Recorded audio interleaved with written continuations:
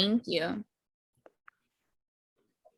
Max, I've found some things that actually some of it may be beneficial to you guys too, for your college. Sure.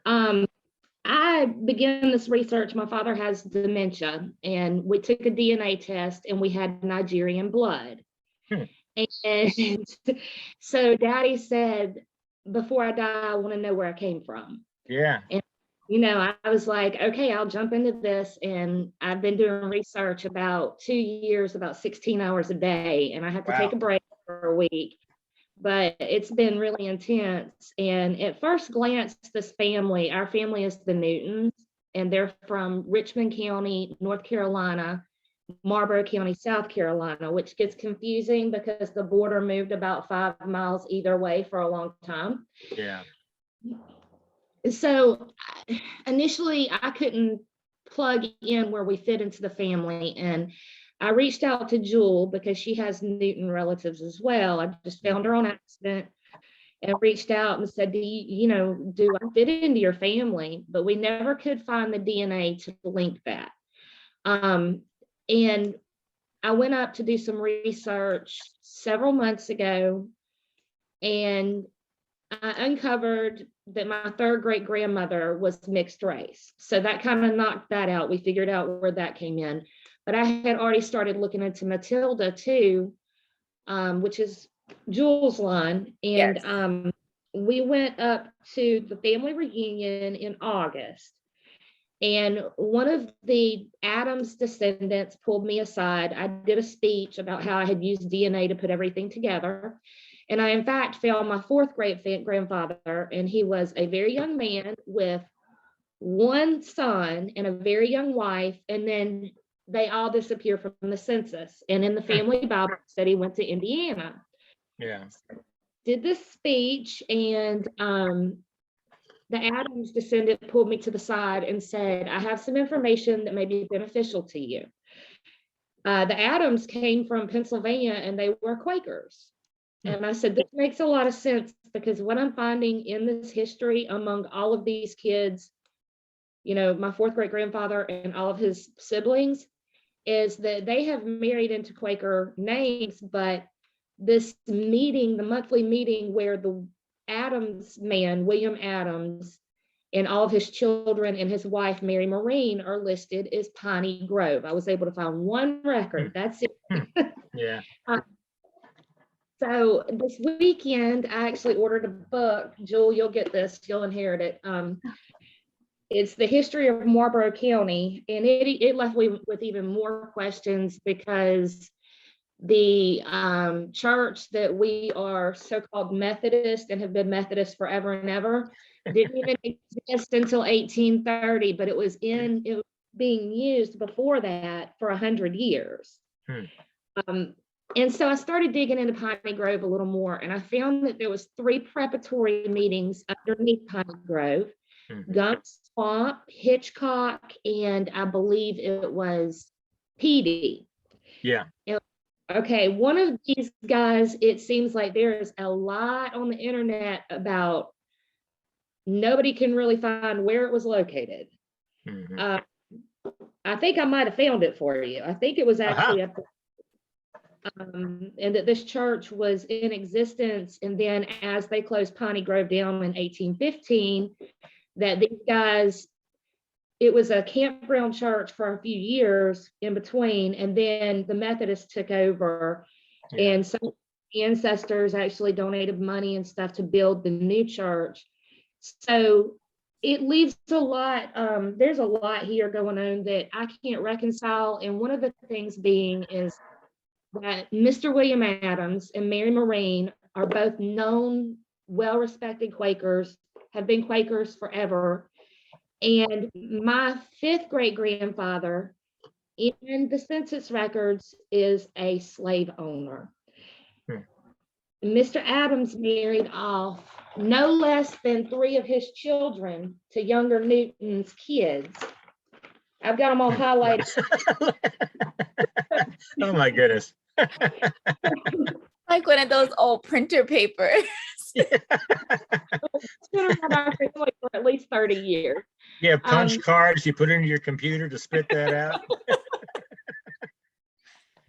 I inherited this briefcase full of this stuff. I was trying to work on it at some point. Wow. I went and highlighted everybody that has Quaker connections, trying to see where the pieces all fit. And the one thing, I have a big question about how William and Mary Maureen, being these very distant Quaker families, would have felt when their children married to this man's who is a slave owner's children. Like, can you kind of explain if that would have been normal? What would have happened? Would have the parents have approved? The church would have needed to approve? That type thing. Yeah. Well, that's fascinating because the PD, this Marlboro's down in South Carolina, right? PD and Piney Grove, and so they were probably part of the Bush River settlement. And Bush River was the best known of those settlements. And in Quaker vocabulary, you've probably figured this out. A monthly meeting was a once a month business meeting consisting of those preparatory meetings that met weekly for worship, but in a geographical area, met once a month to conduct their business and discipline and so forth. The biggest monthly meeting that I'm aware of down in South Carolina was the Bush River community. And it's well known. There's a big graveyard that North Carolina Yearly Meeting helps take care of. And there are probably little graveyards scattered around those preparatory meetings as well that may have been lost to history, because Quakers didn't have gravestones back then. So it was pretty easy for them to just disappear into the swamps and woodlands. The Bush River community packed up and left shortly after, 1806, 1807, was Zachariah Dix, a traveling Quaker minister and mystical prophet, wandered through the Quaker communities of South Carolina and Georgia. Wrightsboro, Georgia was a little Quaker community too, prophesying that their involvement, or not their involvement, but the slave culture of the South would lead to their destruction. And he stood up in meeting at Bush River and prophesied, "Oh, Bush River, how hast thy glory faded?" and described the vines creeping through empty windows and this desolate meeting house, foretelling, the destruction of the Southern Quaker community because of the slave culture. Now, by 1778, Quakers in the South could not maintain their membership as Quakers and be involved with slavery. It happened in 1776 in Philadelphia, and then by 1778, even in North Carolina Yearly Meeting, which the meetings in South Carolina and Georgia would have belonged to, had adopted that discipline too. So that's when, as you probably found, Quakers were in a quandary because it was against the law to manumit your enslaved persons. So what they did was turn title to their enslaved persons over to the Yearly Meeting, which as a church could own property. So North Carolina Yearly Meeting was the largest slave owner in the South because they held title to what was called Quaker free Negroes. They were allowed to live free, but if they were kidnapped, which was so prevalent at the time, they could prove their ownership. And eventually that led to the colonization societies and manumation societies. And then finally in the South in 1819, Quakers got involved in the Underground Railroad, what became known as the Underground Railroad. So it was 1819, at least here, the first recorded conductor, Vestal Coffin, first recorded passenger, John Demery, 1819 here in Guilford County. But by 1819, all the Quakers had left South Carolina and Georgia. And they had, much of it through the prophecy of Zachariah Dix, but also the increasing difficulty of being anti-slavery in the slave culture and trying to compete economically with the slave economy. So most of the South Carolina Quakers packed up and, literally by stages wound up in Indiana and Ohio. But they first landed here in Guilford County in what became known as Bush Hill. They carried the name Bush River up to Guilford County and created the settlement of Bush Hill, which in the 1920s changed its name to Archdale, named after the Quaker governor of the Carolinas in the 1690s. The Carolinas were a Quaker colony in the 1690s. Quaker governor, Quaker assembly, first organized Christian religion, the first public schools were all Quaker. England was so upset by a bunch of these pacifist Quakers who wouldn't pay their church tithes that they passed a loyalty oath that anyone in government had to swear an oath of loyalty to Queen Anne, and Quakers won't swear oaths.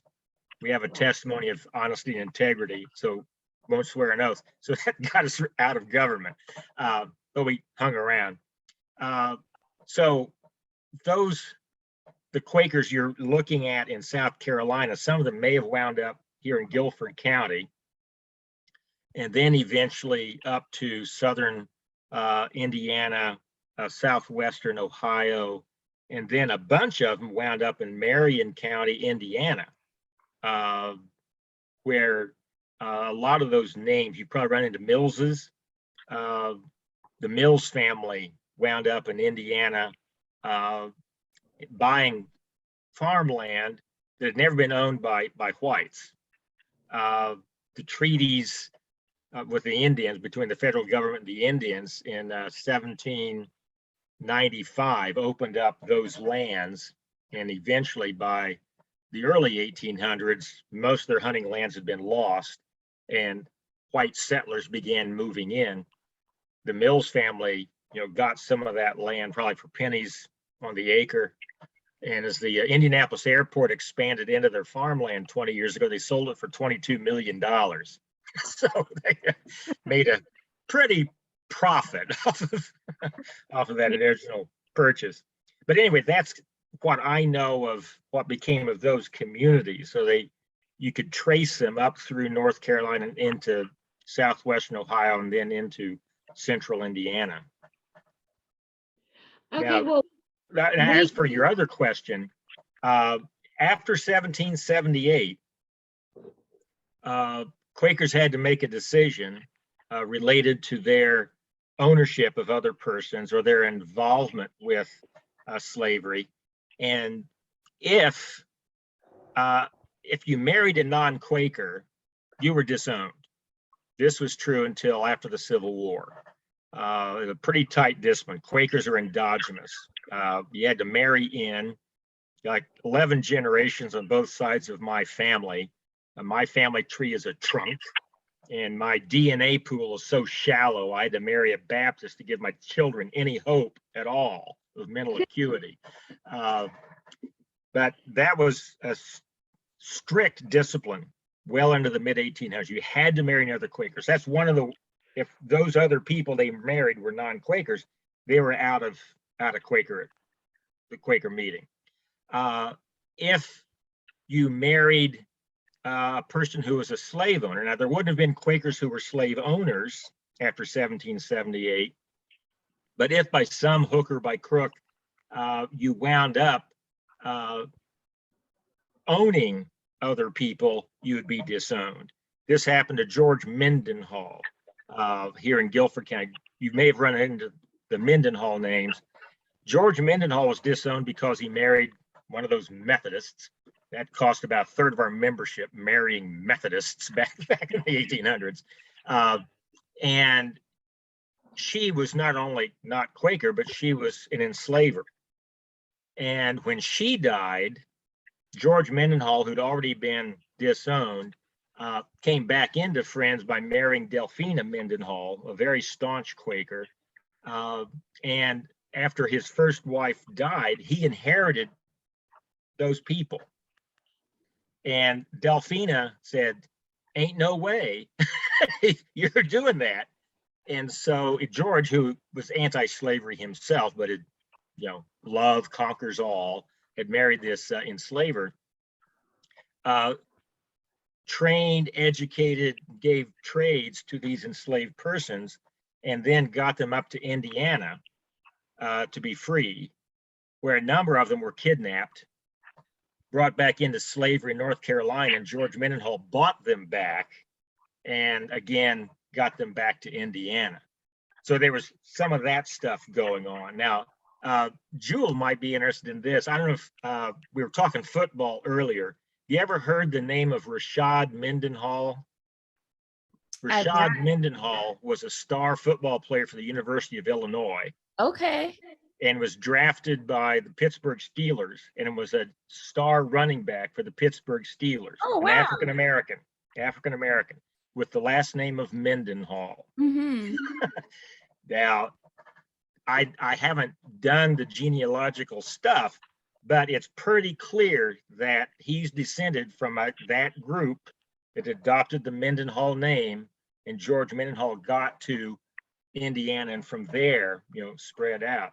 Right. Even you saying the last name Mills, I'm like, oh, I know people named Mills, like Black people named Mills. Like, I'm curious, like, did they have their ancestors have some type of connection to the Quaker Church? Yeah. That's I have to tell this joke that Elton Trueblood, this famous Quaker philosopher who taught at Earlham College for many, many years, published, all kinds of books, very famous. But the Truebloods came from Eastern North Carolina in the Quaker migrations. They'd come down from Pennsylvania into Eastern North Carolina. And that was plantation territory. That's the flatlands of North Carolina. So that's where you had the cotton and the peanuts and large slave plantations. And Quakers, again, were enslavers until the 1770s. Elton Trueblood, as famous as he was, spoke all over the world. And with an unusual name like Trueblood, wherever he went to speak, that evening back in the motel room or hotel, he would get a phone book, if you remember what phone books are, and would look up, see if there are any Truebloods, because he figured he was bound to be related to him. It was such a rare name. Well, he was in Eastern North Carolina, Perquimans County, where Quakerism started in North Carolina in the 1660s. And after speaking in Perquimans County, went to his hotel room, said, if any place that's going to have Trueblood, it's going to be here. This is where my family came from, into Indiana. And so looked up a phone book, found a whole list of Truebloods, picked one out at random, picked up the phone, called them, and Elton always spoke with this deep, sonorous tone like God rumbling out of the desert, and said, well, hello, this is your long-lost cousin, Elton Trueblood. There's a long pause at the end of the line, and then the voice came back and says, pardon me, but you sound white. And Elton loved telling that story on himself. Again, indication that Truebloods had been enslavers Right. before 1778 and then moved on. But yeah, Rashad Mendenhall's probably 99% related to those folk that George Mendenhall worked with. Yeah. Yeah. So, Mindy, I don't know if that gets at anything that you were curious about, but it does, because I have a theory, and I've talked to Jewel about this before. I know that. Oh no. you frozen. It's supposed to be warm when up there. they started taking frozen. Can you see me now? Yeah, there you are. We can hear you. Okay. I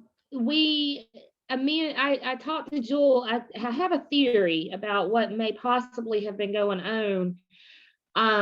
I read that the church was taking deed or title to enslaved people, and they kind of got overwhelmed. And at some point they said, we can't take any more people from non-members, and we just can't take any more people. Our hands are full. They were having a hard time, I guess, getting them to Indiana. And I have a theory that I would like to run by you, because my sixth great grandfather, who is the farthest back we know anything about. I think we're looking in the wrong place, though. I think the whole family's looking in the wrong place. His will states that he passed off some enslaved people, but he. Whoop, frozen again. Technology. It's wonderful when it works. Right. Hmm. She's getting to the good stuff. Yeah. Yeah. In the 1790s. Oh, there you go. So Mindy, it looks you had like froze. Yeah, Mindy, you've frozen again. Am I frozen still? You're back. Okay.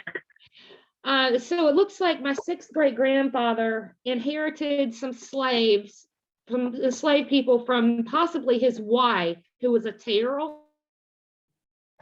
What was your last name?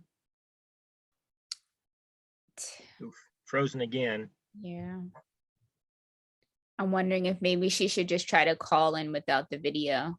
Yeah, that's If what that has worked helps. in the past. If you turn off the video, we can hear you. We won't see your lovely face, but Yeah.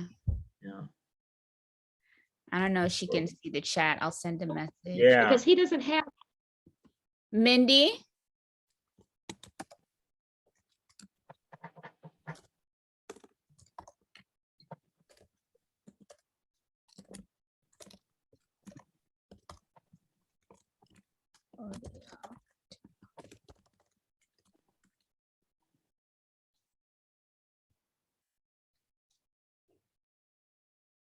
Okay, does that work?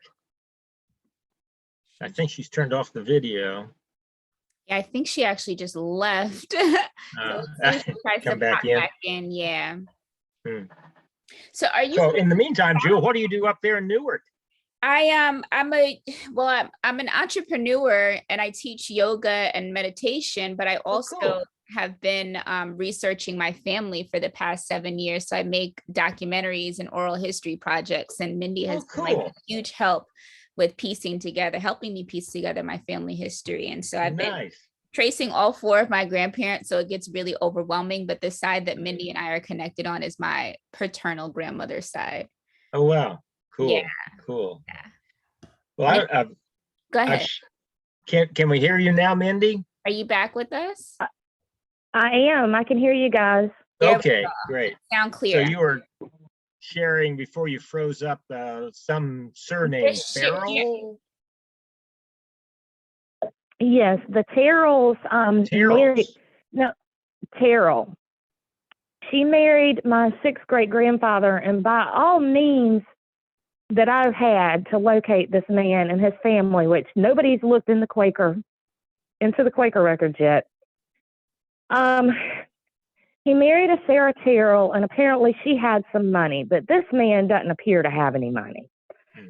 And he moves down to Marlboro about 1786 or 7. I found him in records in Charlottesville, and then he moves to Marlboro.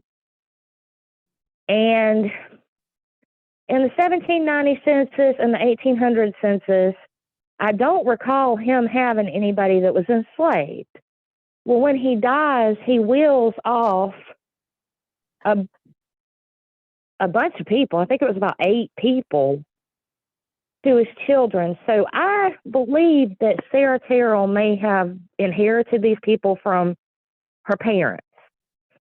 And I have wondered often if this slavery issue we have in our family was not maybe sins of your father or your mother kind of thing, and that the church couldn't take any more people, you know. And you've got 2 of the kids, one that went to Indiana. The second child that went to Ohio is very interesting. I'll get to her in a minute.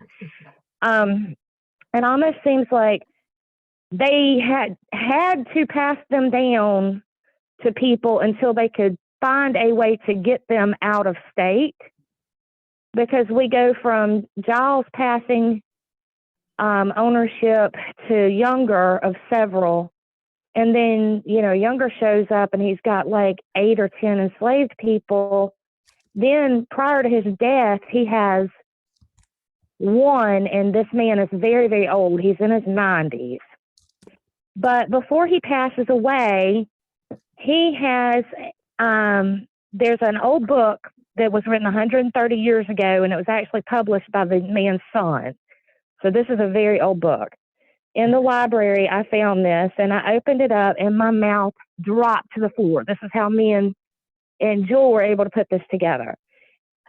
There is a copy of a deed in here from younger Newton, who is the son of Giles, to younger Newton number 2, who is younger Newton number 1's son.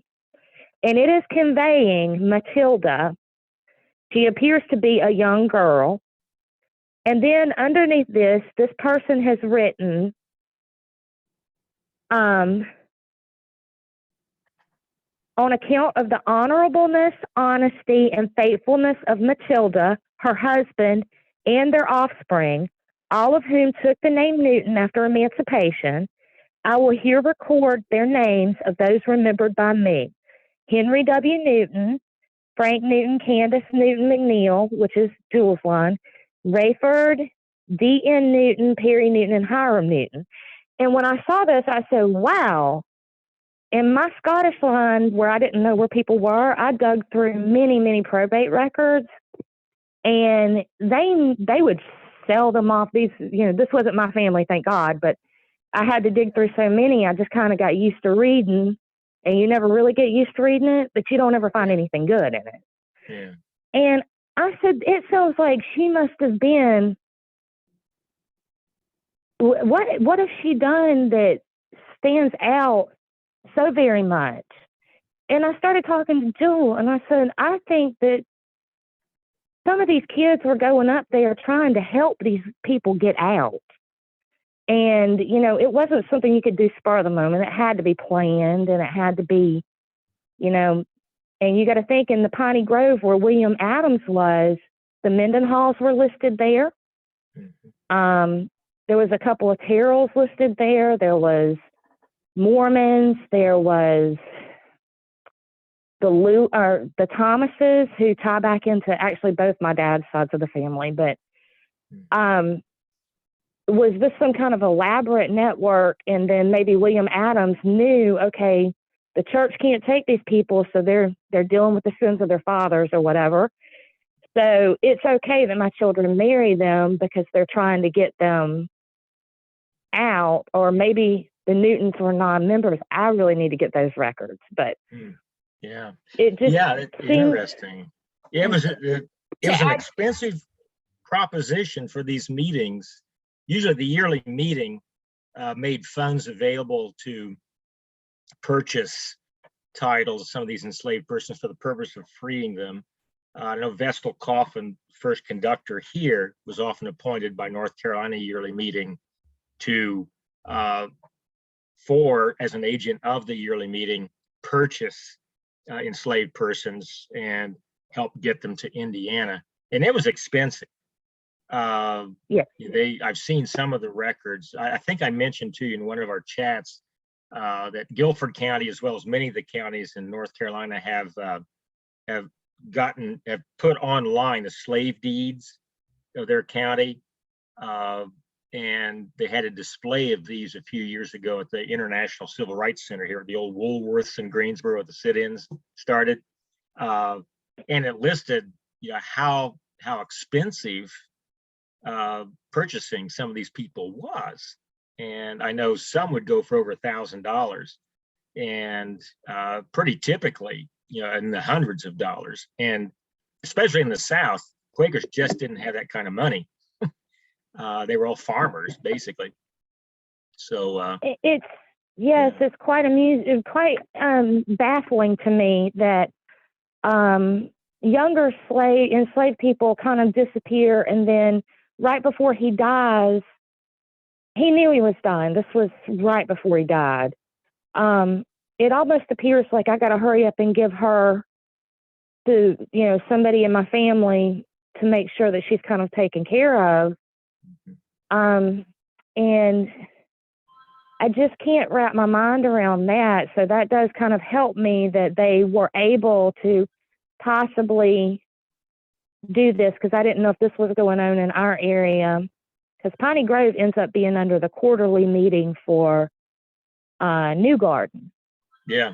And when it was laid down, these guys kind of went to Deep River. Yeah. Deep River is right next to Bush Hill.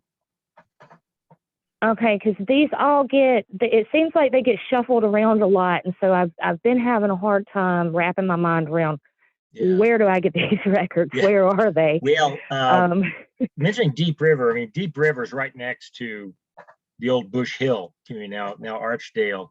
It's still an active meeting, and their records would be in the archives at Guilford College.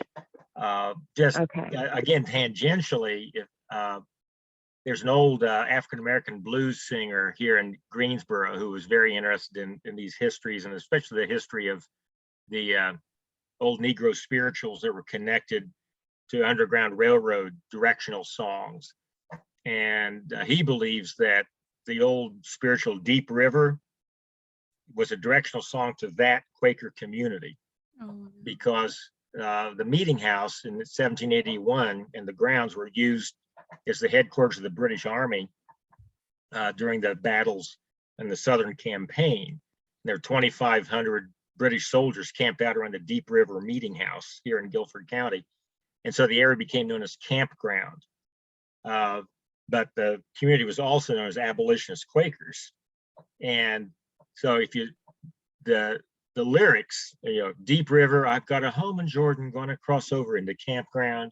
And the way Logie explained this, as enslaved persons were singing this on a plantation in southern North Carolina, the enslavers saying they're just trying to endure the hardship until they die and cross over Jordan into that Angels campground, and next day they're gone. And they're here in the Deep River community. So there's that connection. But all those records would be at the Quaker archives at Guilford College. Have you been in touch with the archivist there, Gwen Erickson? When I spoke to the man, and this is back in my very, very ignorant days of just learning about the Quakers, I spoke with the man that runs the meeting up in Philadelphia, and he told me, he said, I don't know much about your area, and you need to get in contact with Guilford College library and see, if they can help out a little bit, but they were closed due to COVID. Yeah. Now they are opening back up by appointment. If you email archives@guilford.edu, and it's GUILFORD, guilford.edu. Gwen Gosney Erickson, the archivist, will get back to you about possibilities of either finding some of the things digitally, or when you could physically make an appointment there. Now she's short-staffed, as are all people at small liberal arts colleges. So she doesn't have a lot of help. So it may take a bit, but I'd encourage you to be in touch with her, because it's the 5th largest archives of Quaker material in the world, after London, Swarthmore, Haverford, and Earlham. And all the genealogical records, if you've read the Henshaw genealogies, all of those were researched by a Quaker here who was on staff at Guilford, out of the genealogical records there and at Guilford. And the other person who can really help, because he knows everything about Quaker history and genealogical research in the United States, is Tom Ham up at the Earlham College archives. So at the other end of this route, Tom Ham is your person. Now he has just retired as the archivist at Earlham, but the new archivist is Jenny Freed, and she's very, very helpful. But Earlham has extensive genealogical records. And of course, that's where so many of the folk wound up. Earlham's in Richmond. Richmond was the destination of one of the major routes of the Underground Railroad here, because it was established by Quakers in 1806. and was the headquarters essentially of the whole Quaker organization in the Midwest. Levi Coffin and Catherine Coffin settled just north of there. And their home, as you may know, became known as the Grand Central Station of the Underground Railroad. And they got between 2,000 and 3,000 fugitives through their home to freedom. And all those records are there at Earlham. Max, Okay, I'm curious if you, I'm sorry to cut you off, Mindy, but I'm just curious if you have a theory as to why this deed that Mindy is referencing, Matilda Newton, that's my 5th great grandmother who was mentioned by name, and her husband and her children, one of her children, Candace Newton, that's my 4th great grandmother. Do you have a theory as to why they would have been mentioned by name in this deed? Because I know it wasn't a common practice to record names of African Americans that were enslaved. I don't know. I mean, my only guess is that Quakers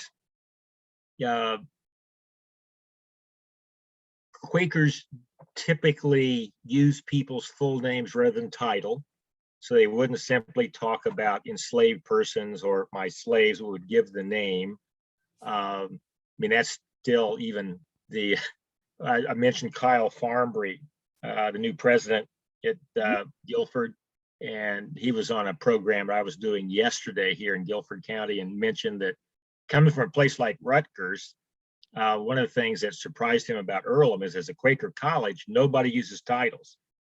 And he's never been referred to as Dr. Farmbreed or President Farmbreed. He's always Kyle.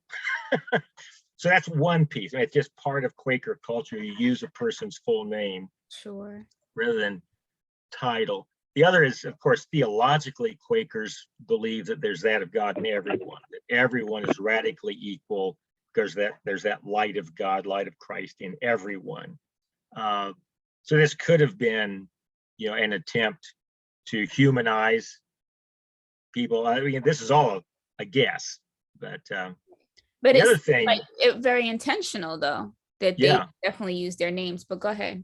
I didn't mean Well, the other thing is you mentioning kind of end of life sorts of things. I mean, some Quakers of that era may have been concerned that they had to get all of their ducks in a row before they crossed over the bar, and wanted to make sure that they had taken care of any sins they had committed.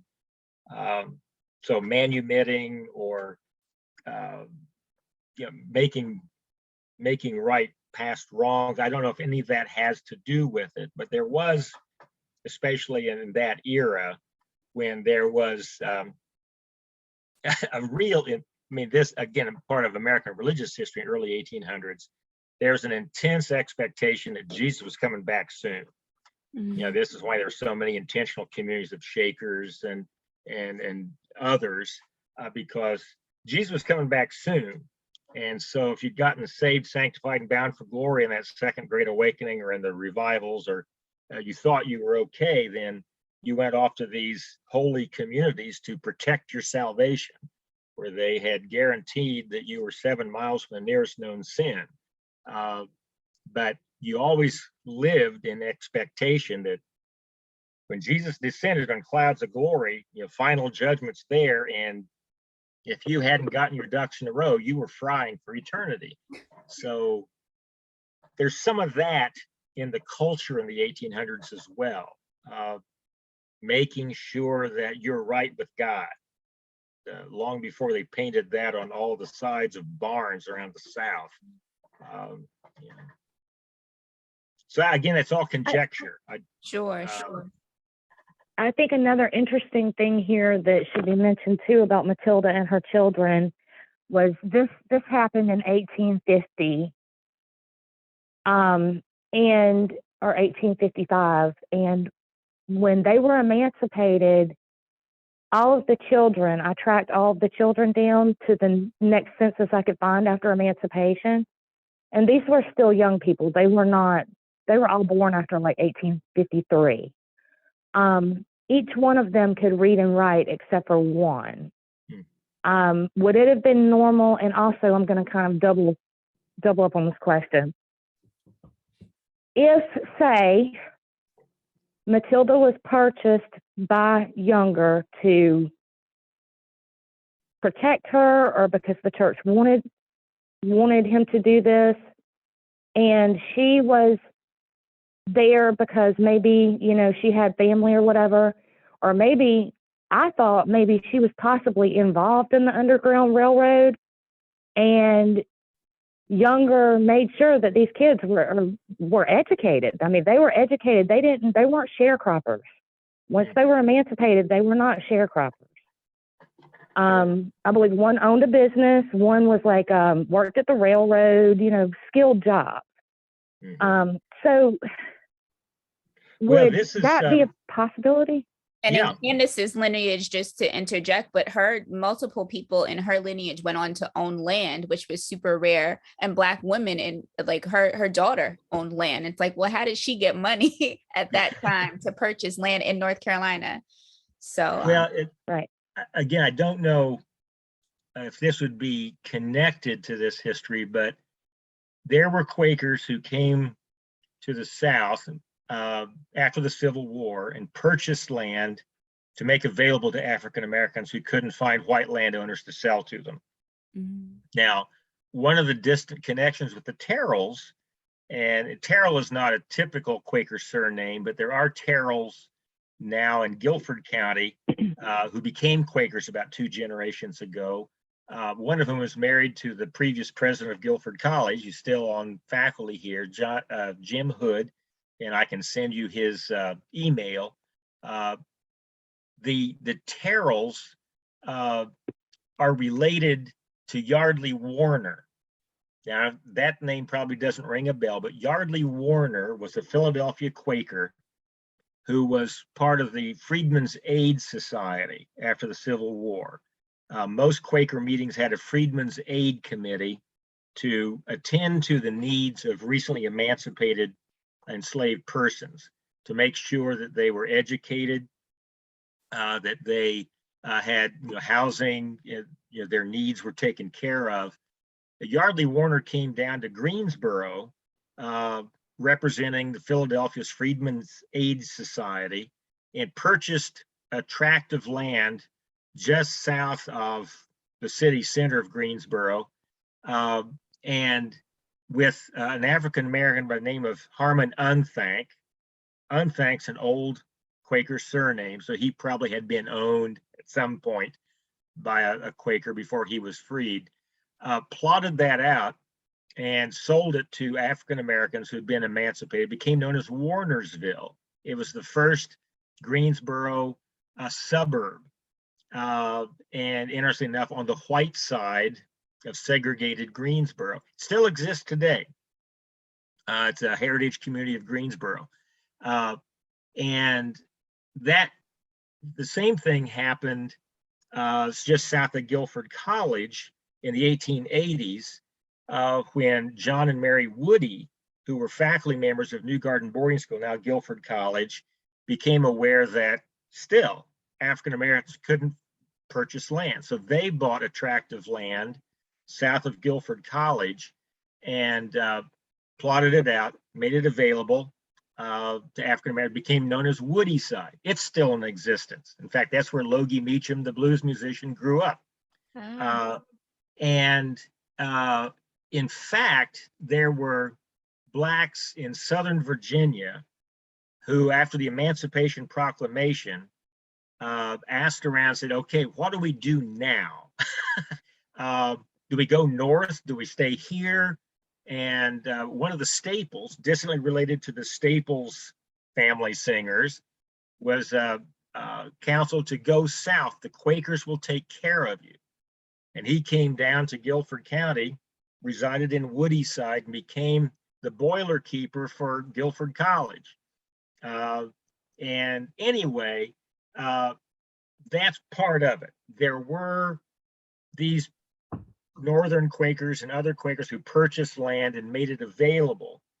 But there were also free Blacks who purchased land all along Horsepen Creek next to us. There were several farms that Vina Curry, for example, had. I got to tell you about Vina Curry because historical markers going up for her next month. Oh, Vina Curry and her husband Arch were free blacks, and they purchased land among the Quaker community here in Guilford County, in between the Coffin farms, Levi Coffin's farm, William and Priscilla Coffin's farm, and they farmed a 12-acre farm in the 1830s. Arch died young, and Lavina inherited his free papers. And to supplement her income, 12 acres ain't going to do it.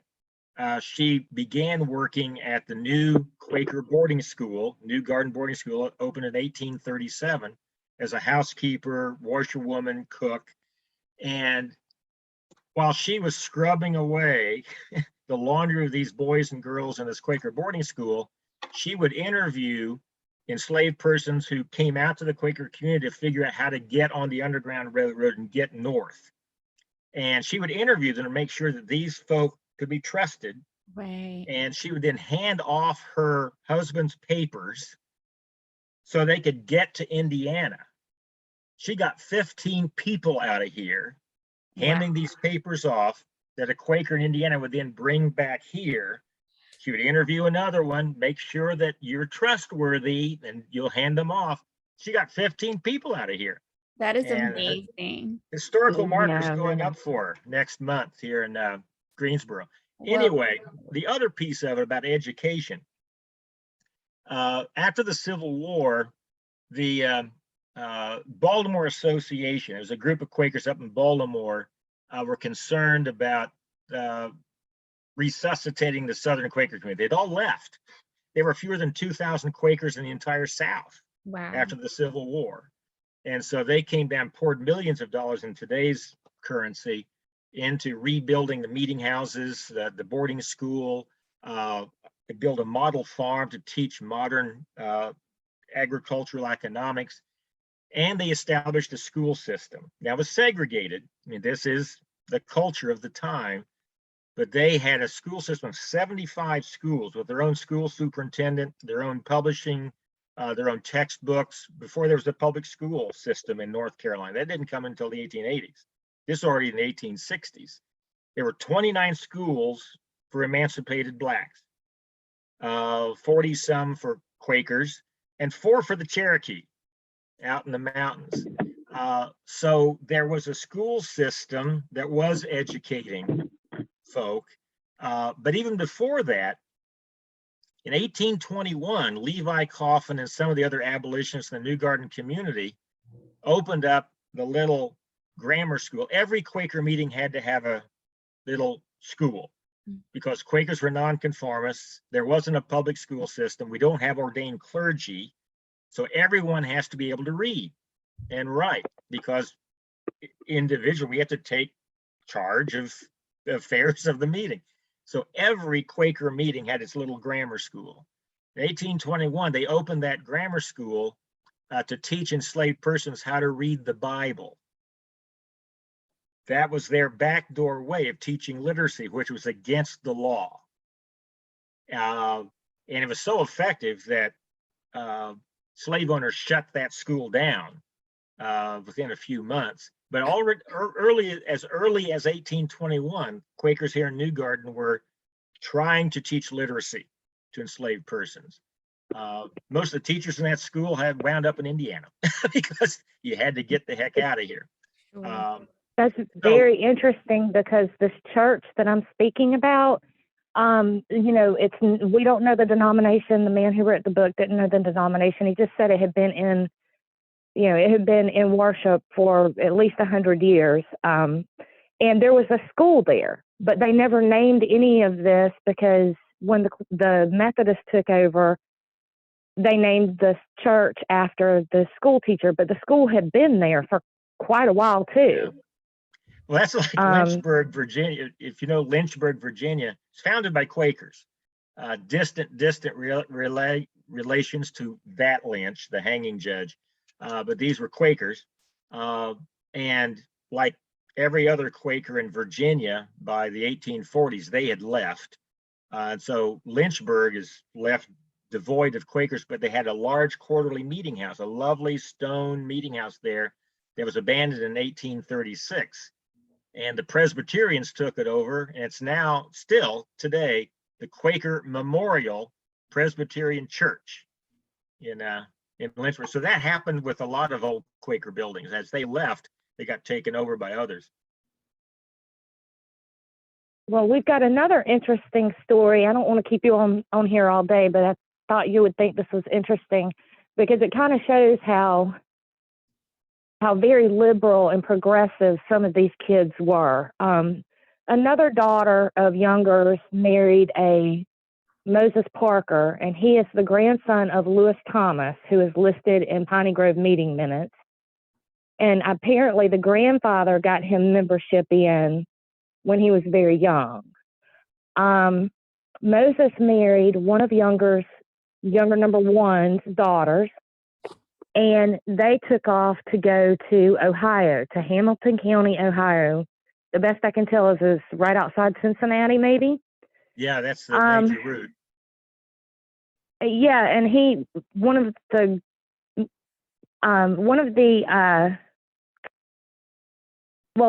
he dies, and she marries Daniel F. Barney. And I did a very quick research on him, and guess who he's the daughter of? The son of. He is the son of one of the coffin women from Nantucket. Oh, yeah. You can't tell me that there's not some kind of serious Quaker relation here. And oh, yeah. One of her daughters married a Flynn, and it mentioned, there was actually a letter she had written, it mentioned that he had drowned in the Miami River. And I said, that's the Miami Monthly Meeting, probably. Yeah. Yeah, there's a large community of Quakers there in southwestern Ohio, especially in Clinton County, between Dayton and Cincinnati. Wilmington College up there would have some records as well. Wilmington College of Ohio is a Quaker college and have good archives. Yeah, those Nantucket Quakers, you probably recognize some of the names: Folgers, Starbucks, Macy's. I did. Yeah. They were essentially an abolitionist community in the early 1700s, and because they were all whalers, sailors, so they had witnessed the Middle Passage, they had witnessed the worst of the slave plantations in the Caribbean, so they became avid abolitionists. And 80 families from Nantucket settled here in Guilford County in the 1760s and 1770s. And that was, again, the coffins, the Starbucks, the Swains, the Macy's. There's a great case, again, off on a tangent, but 1817, a free black up in Delaware by the name of Benjamin Benson is kidnapped and sold to an enslaver here in Greensboro by the name of John Thompson. He's a free black. He knows his rights. He goes to the court to sue for his freedom. And 3 Quakers from New Garden Meeting, Vestal Coffin, George Swain, and Enoch Macy, all Nantucket names, go to bat for him. They're known abolitionists. They're known to have been founders of the first Manumission Society in North Carolina, active petitioners of the legislature against slavery. So John Thompson gets spooked. He knows these folk mean business. So he sells Benjamin Benson to an enslaver in Georgia. And off goes Benjamin Benson to Georgia, followed by these 3 Quakers from New Garden, who get him extradited back to Guilford County, where in 1820 he wins his freedom as one of the first African Americans in American history to use the court system to gain freedom. But again, 3 Nantucket Quakers, including Vestal Coffin in 1819 is our first conductor on the Underground Railroad. Macy winds up in the migrations, winds up in Iowa. George Swain remains in the community as a medical doctor and becomes the president of the Colonization Society and is involved in the recolonization of Liberia, Haiti. But by 1825 realizes that ain't working because they're unscrupulous. Oh no. That position. President of the Colonization Society. But again, those Nantucket Quakers were, and the women from Nantucket were amazing. Got to see.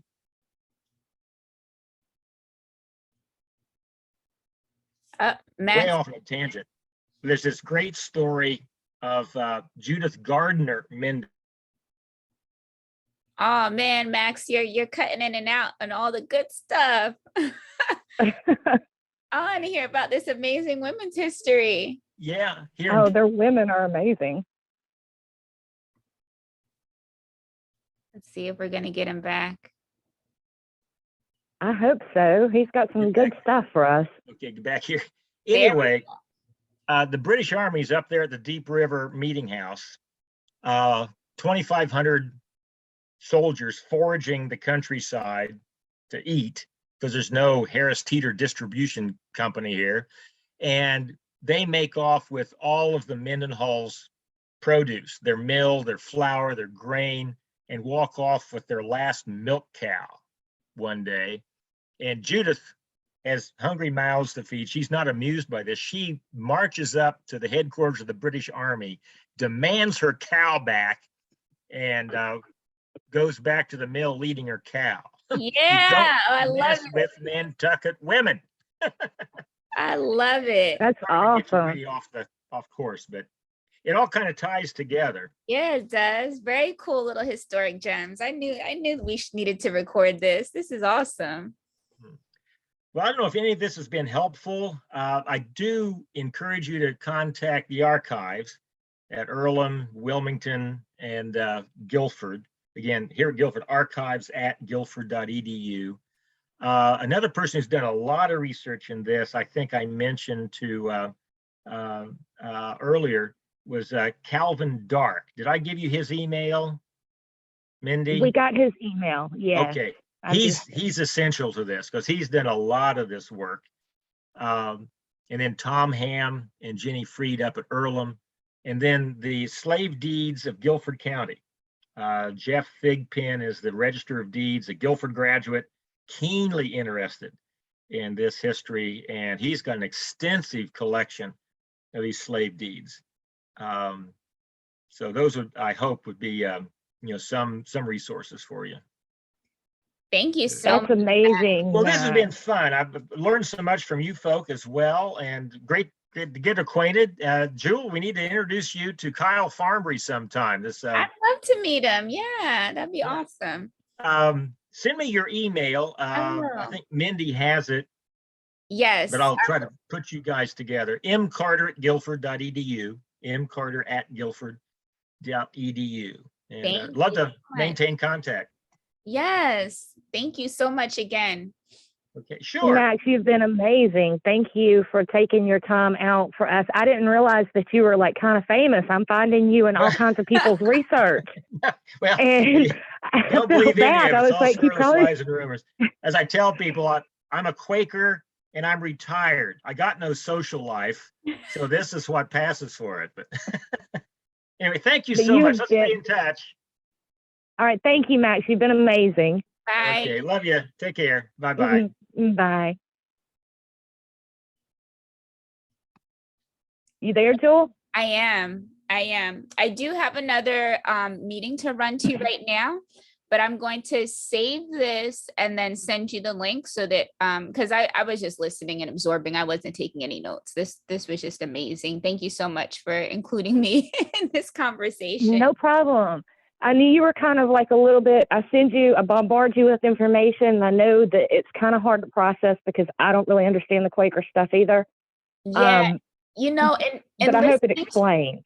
It does, but you know what I think would help me? I need a map. As he was talking, I'm like, I need to be plotting these places so that I can see and get a visual. I think that would really help me, a map of the United States, at least of what the counties looked like at that time. Because I think that would also help me to plot some of these places and how the people migrated. but it's just I appreciate all the information you sent me. Like even today you sharing, because I only traced Candace. I didn't look at Matilda's other children. So to know that they were all business owners and professional people and all of them could read, like that is really awesome. Like I want to call my family as soon as I finish my other Zoom meeting and be like, guess what I learned today, guys? Yeah, I mean, I thought, I was like, she's not putting it together, but maybe she'll see that this is, I told you at first, it's not cut and dried. There's something going on here. And the Quaker part of it explains, especially the two children that went off north, explains, that their younger may have been doing some things that look really bad on paper. Mm-hmm. But we need to look more into this because there may be a huge feel-good story that comes out of this because it doesn't make sense. But I also, what's curious is that Max said once they married someone that wasn't in the Quaker church, they were automatically out of the church. But I guess maybe that didn't change some of their ideals and their beliefs, even if they weren't officially Quakers, because right, like you said, with Giles marrying his kids into the Quakers, they wouldn't have become Quakers. The kids, the Newton kids. But if they were, we got to get these records. If they were Quakers and the church was allowing him to purchase people to free, that would have been a different story. That's why I was trying to get at that when we were talking, like, and he said the church would allow them because the church got so overwhelmed taking all these people in, they didn't have room for them. Yeah. So I don't know. It's something to think about. And that's where I was kind of trying to go and explain to you, like, none of this makes sense. And I'm hoping it makes a little more sense now. Yeah, no, it does. It does. Even, because I'm like, I don't, what does the denomination of the church matter? But if it was a strategic move or like a strategic renaming of the church like that, then that does matter. And to your point of the school being on the campgrounds, if the Quakers were involved with setting up free community schools or public schools to educate not only Quakers, but also formerly enslaved Africans and Native Americans, like that is so awesome. So no, it matters way more. I don't, a lot of this, I'm so new to this. I'm like, I don't know. But hearing more pieces of the puzzle come together, yes, it is starting to make a lot more sense. So thank you for not be like, I'm just not going to share anything with her. She's not getting any of this. I appreciate it. No, I just knew it was confusing. So, but I'll let you go and I'm going to do some more digging myself. And when you get a chance, it's no rush. I've got to go get the kids and go do some things. So I'm probably not going to look at this again today, but when you get a chance, if you'll just send me the link, I'm going to take some more detailed notes and kind of put a timeline together. Yes, I will for sure. So hopefully we can keep working on it and come up with some kind of answer. I think we will. This is exciting. We keep getting a little bit further. So this is really cool. Yeah. All right, lady, I will chat with you soon and I'll send you the link before the day is over. I know you said you won't look at it again, but just so you have it. Okay. Thank you, Jewel. Thank you. Bye. Bye.